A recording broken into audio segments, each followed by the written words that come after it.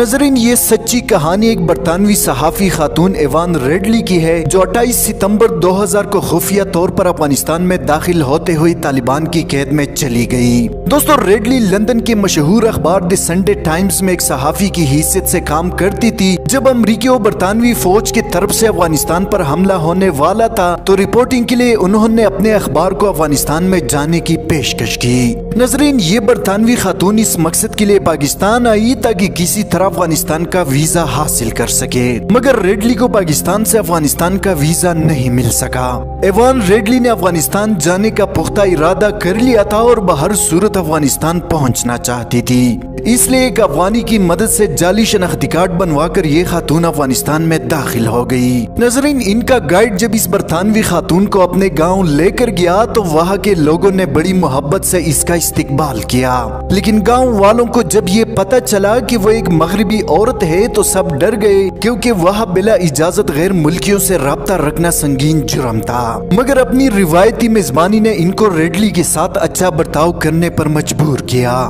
ناظرین، ان کے میزبانی سے فارغ ہو کر ریڈلی اپنی گائیڈ کے ساتھ وہاں سے آگے روانہ ہوئی۔ کچھ دیر وہ دونوں پیدل چلے، جس کے بعد گائیڈ نے ریڈلی کو خچر پر سفر کرنے کو کہا۔ اسی دوران وہ خچر اچانک سے تیزی سے دوڑنے لگا اور 1.5 کلومیٹر کا فاصلہ طے کرنے کے بعد رک گیا۔ ناظرین، اس دوران ریڈلی نے دیکھا کہ وہاں مقامی لباس میں ملبوس ایک مسلح شخص کھڑا ہے۔ وہ ایک نہایت خوبصورت نوجوان تھا جس کے چہرے پر داڑھی تھی، اور ریڈلی کی گلے میں جھولتے ہوئے کارڈ اور کیمرے کو دیکھ کر سمجھ گیا کہ وہ دراصل ایک صحافی ہے۔ ناظرین، اس نوجوان نے ریڈلی سے فوراً کیمرہ لیا اور خچر سے اترنے کو کہا۔ دوستو، ریڈلی اپنی کتاب میں لکھتی ہے کہ اس وقت میں سوچ رہی تھی کہ میں دنیا کے سب سے ظالم اور شیطان صفت انسانوں کی قید میں ہوں، اور خدا جانے یہ لوگ میرا کیا حشر کریں گے۔ یہ مسلح لوگ ان کے گرد جمع ہو گئے، لیکن نہ کسی نے ریڈلی کو ہاتھ لگایا اور نہ کسی نے ان سے کوئی بات کی۔ پھر وہ مسلح افراد ریڈلی اور اس کے گائیڈ کو اپنے ساتھ روانہ ہوئے۔ ناظرین، ریڈلی مزید لکھتی ہے کہ وہ مسلح افراد سنسان جگہ رک گئے جہاں بہت سارے نکیلے پتھر پڑے تھے۔ ریڈلی نے سوچا شاید اب ان کو سنسار کیا جائے گا کہ اسی دوران ایک آدمی ایک باپردہ خاتون کے ساتھ ہماری طرف آ رہا تھا۔ عورت نے آتی ہی میری جسم کو ٹٹولنا شروع کیا۔ مجھے پتہ چلا یہ لوگ یہاں رک کر اس عورت کا انتظار کر رہے تھے کہ وہ آ کر میری تلاشی لے سکے۔ ناظرین، ریڈلی لکھتی ہے کہ اس وقت میں نے سوچا کہ میں دنیا کے مہذب ترین ملک کی شہری ہوں، لیکن وہاں کسی عورت کے جامع تلاشی کے لیے اس بات کا خیال نہیں رکھا جاتا، یعنی عموماً مرد سیکیورٹی اہلکار ہی خواتین کی تلاشی لیتے ہیں، جبکہ یہ دنیا کے سب سے جاہل اور ظالم فوجی اس بات کا خیال کر رہے ہیں کہ ایک عورت کی جسم کی تلاشی مرد نہ لے بلکہ ایک عورت ہی لے۔ ناظرین، جب تلاشی کی دوران ایوان ریڈلی نے اپنے کپڑے اوپر اٹھا دیے تو وہاں موجود تمام لوگ اپنا چہرہ دوسری طرف کر کے کھڑے ہو گئے۔ دوستو، گرفتاری کی دوران ریڈلی نے اس گروہ کے ایک فرد سے سیٹلائٹ فون کا مطالبہ کیا تاکہ وہ اپنے گھر اور دفتر والوں کو اپنی گرفتاری کی اطلاع دے سکے۔ مجاہدین کے انکار پر ریڈلی نے بھوک ہڑتال کر دی۔ ریڈلی کا خیال تھا کہ دنیا کے سب سے ظالم فوج کو ان کی بھوک ہڑتال کی کیا پرواہ ہوگی، لیکن وہ لوگ ان کی بھوک ہڑتال کی وجہ سے سخت پریشان ہو گئے اور طرح طرح سے ان کی بھوک ہڑتال ختم کرنے کی کوشش کی۔ پھر ایک بزرگ آئے اور ریڈلی کو انگریزی میں سمجھانے لگے تاکہ وہ کسی طرح بھوک ہڑتال ختم کر دے۔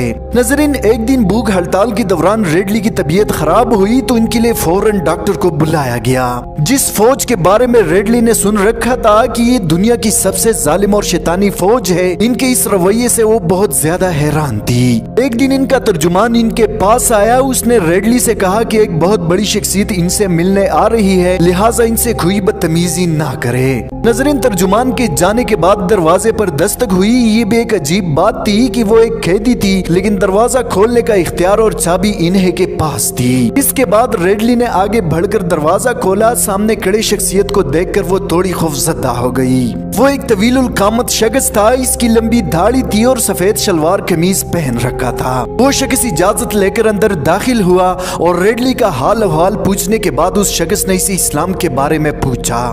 ناظرین، ریڈلی نے سوچا کہ اگر اس کے سوال کا جواب نہ دوں گی تو رہائی مشکل ہو جائے گی، لہٰذا اس نے درمیانی بیان دیا کہ اسلام بہت اچھا مذہب ہے، جس کے بعد اس شخص نے کہا کہ اب اسلام کیوں نہیں قبول کرتی، جس پر ایوان ریڈلی نے جواب دیا کہ اگر مجھے رہا کر دو تو میں وعدہ کرتی ہوں کہ اسلام اور قرآن کا مطالعہ کروں گی۔ नजरीन, जाते वक्त उस शख्स ने वादा किया कि तुम बहुत जल्द अपने घर चली जाओगी। दोस्तों, अगले दिन कुछ फौजी आए। रेडली समझी शायद वो इसे रिहा करने आए हैं, मगर वो इसे खवातीन के कैदखाने में ले गए। रेडली जब वहाँ दाखिल हुई तो उसने देखा कि वहाँ कुछ यूरोपीय खवातीन दायरा बनाए बावाज़े बुलंद बाइबल का मुतालिया कर रही है, जबकि इन कैदियों को इबादत से कोई नहीं रोक रहा था, क्योंकि इस्लामी मुमलिकत में गैर मुस्लिमों को अपनी इबादत करने की मुकम्मल आज़ादी है। अलबत्ता वो अपनी दीन की तबलीग नहीं कर सकते।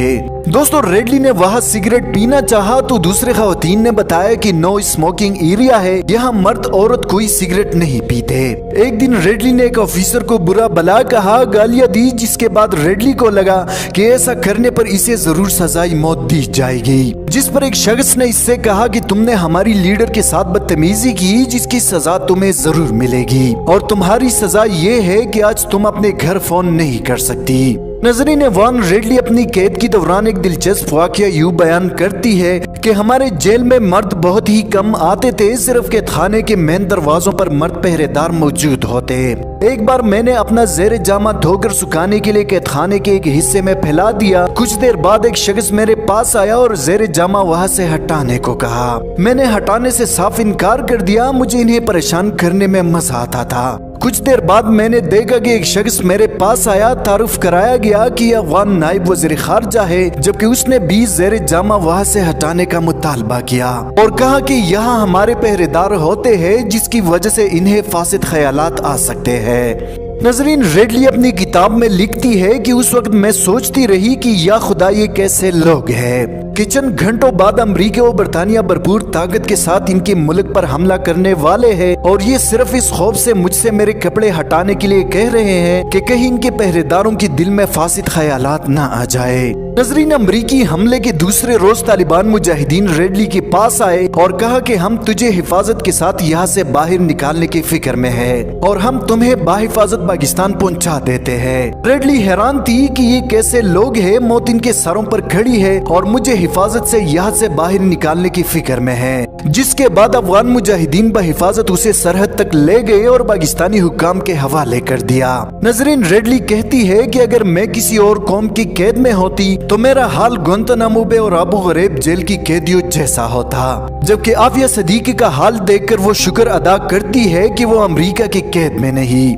रेडली ने कैद के दौरान अफगान मुजाहिदीन से वादा किया था कि रिहा होने के बाद वो इस्लाम का मुतालिया करेगी, इसलिए आजादी नसीब होने के बाद उन्होंने कुरान का मुतालिया शुरू किया और तवील मुतालिया के बाद इन्हें मालूम हुआ कि इस्लाम वो वाहिद दीन है जिसने औरतों को सबसे ज्यादा हुकूक दिए। दोस्तों, इस मगरिबी खातून ने जून 2002 में कलमा शहादत पढ़कर इस्लाम के दायरे में शामिल हो गई। दोस्तों, आज की वीडियो में इतना ही। मजीद मालूमाती वीडियोस के लिए हमारे चैनल उर्दू टाइमलाइन को सब्सक्राइब करना मत भूलिए। हफीजुर रहमान को दीजिए इजाज़त। अपना बहुत सारा ख्याल रखिए। इस्लाम जिंदाबाद।